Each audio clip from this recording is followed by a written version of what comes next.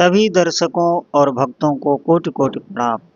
सबको प्रेम भरा जय जय श्री राधे, जय जय श्री सीता। सभी भक्तों से प्रार्थना है, आज का सत्संग बहुत महत्वपूर्ण है और जितने भी साधक हैं बहुत ध्यान पूर्वक आप सुनेंगे। देखिए, जब हम कष्ट में होते हैं या हमारे ऊपर कोई सांसारिक प्रतिकूलता आती है तो हम भक्ति की तरफ, भगवान की तरफ हमारा अंतःकरण खिंचता है। हम भक्ति पर चलना चाहते हैं और चलते भी हैं। लेकिन जब आप भक्ति पर चलते हैं तो भजन में, भगवान की सेवा पूजा में भाव नहीं बनते। भगवान की पूजा में, सेवा में जिस भाव की प्राप्ति होनी चाहिए वो नहीं बनता। उसका सबसे बड़ा कारण है कामना। जब हमारे चित्त में बहुत सी सांसारिक कामनाएं रहती हैं तो और आप भजन भी करते हैं तो ये दो काम एक साथ नहीं होते। प्रारंभ में ठीक है, लेकिन जब आप आगे बढ़ेंगे तो आपको जितनी भी सांसारिक कामनाएं हैं वो सब नष्ट करनी पड़ेंगी हृदय से ही। वैसे अगर साधक सच्चाई से चलता है तो कामनाएं स्वतः नष्ट हो जाती हैं, लेकिन फिर भी अगर आपकी कामनाएं नष्ट नहीं हो रही हैं तो हमको भी प्रयास करना चाहिए। इसीलिए सत्संग की आवश्यकता होती है। जितना अधिक आप भगवत चर्चा सुनेंगे तो इससे कामनाओं का नाश होता है, क्योंकि जो महत्व बुद्धि बनी हुई है संसार में वो भगवान की तरफ बनने लगती है तो कामनाएं बदल जाती हैं। जैसे अभी संसार की वस्तुओं की कामना है, फिर प्रभु के प्रेम की प्राप्ति, भगवान के दर्शन की अभिलाषा, उनकी साधना करने की, नाम जप करने की अभिलाषा, हमारे भगवान के भजन में प्रीत हो जाए, नाम जप में हमें रस आने लगे, ये कामनाएं हो जाती हैं जब आप भगवान की चर्चा सुनते हैं, भगवान अपने इष्ट देव के बारे में अधिक से अधिक चिंतन करते हैं। इसीलिए भाव नहीं बनते कि कामनाओं से चित्त विक्षिप्त रहता है, क्योंकि कामनाएं सब नहीं पूरी होती तो उसे भीतर ही भीतर दुख रहता है और भगवान की सेवा पूजा में मन उसका नहीं लगता। अगर कामना बिल्कुल नष्ट हो जाए तो स्वतः ही प्रभु का चिंतन बनने लगता है।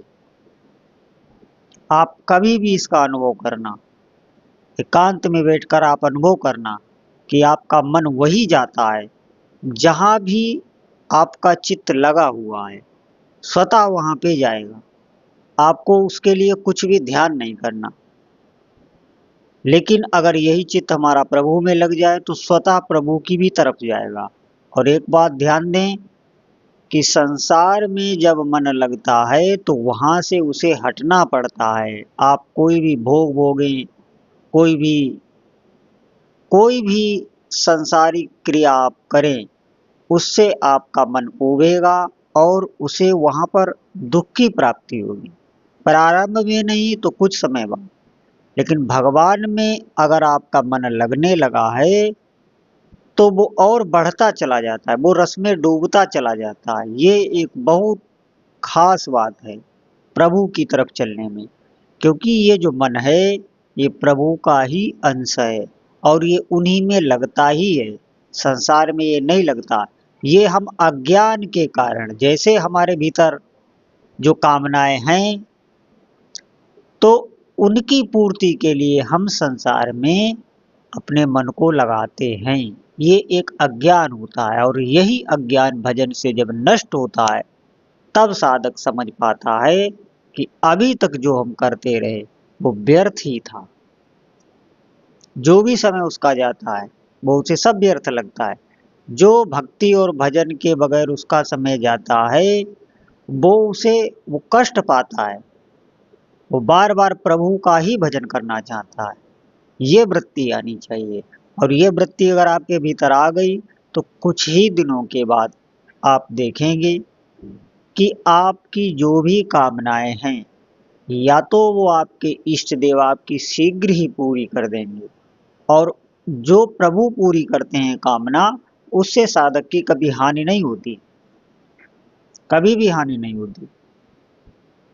लेकिन अगर आप खुद हर भजन के बदले में या जो भी सेवा पूजा कर रहे हैं उसके अर्थ में आप अपनी कामना का ही पोषण करेंगे तो फिर हानि हो जाएगी।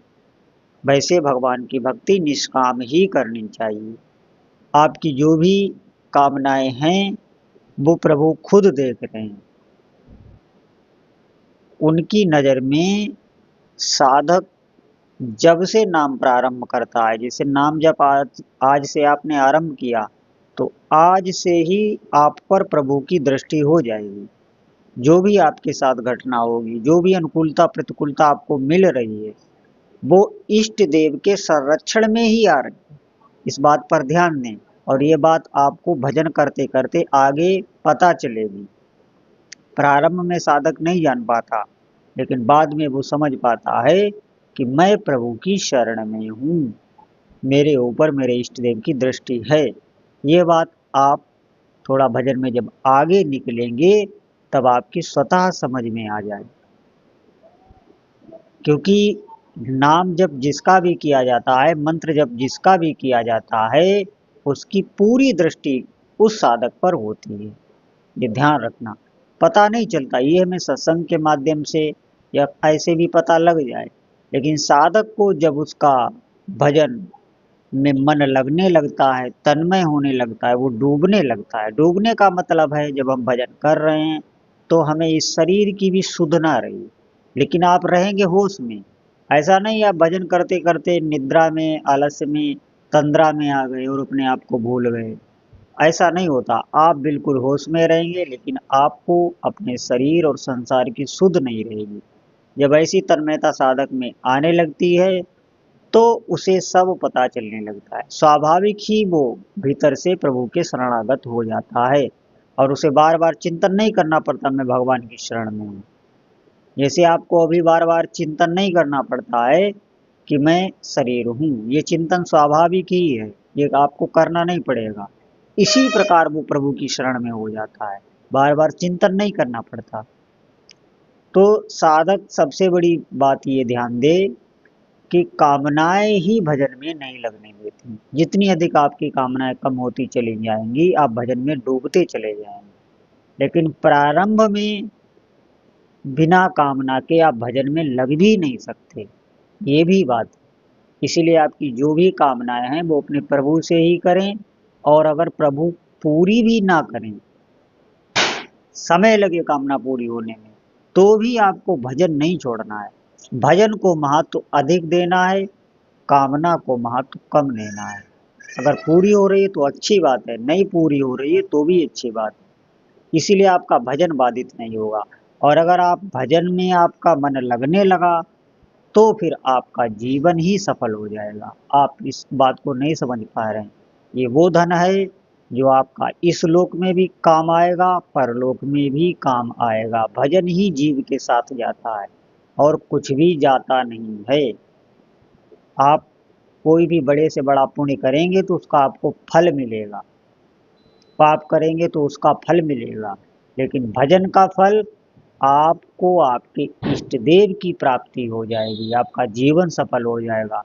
इसीलिए भजन से बड़ा कुछ नहीं। और संसारिक कामनाएं तो भजन स्वाभाविक ही पूरी करता रहता है। इसीलिए साधक सावधान कि कामनाओं को ज़्यादा महत्व ना दें, भजन को महत्व अधिक दें। बोलो जय जय श्री सीताराम।